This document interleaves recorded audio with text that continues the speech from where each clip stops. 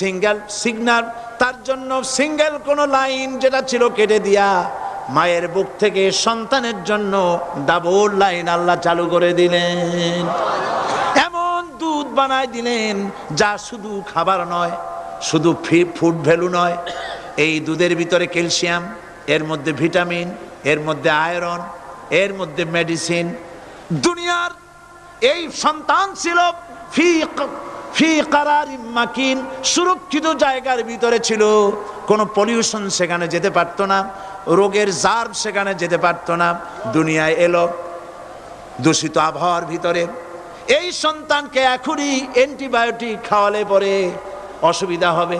আল্লাহ রাব্বুল আলামিন মায়ের দুধের ভিতরে ঔষধ দিয়া রোগের প্রতিষেধক বানায়া দিলেন। এ হলো আমার আল্লাহ। এ আমার কে? আল্লাহ। জোরে বলেন আল্লাহ। আল্লাহ।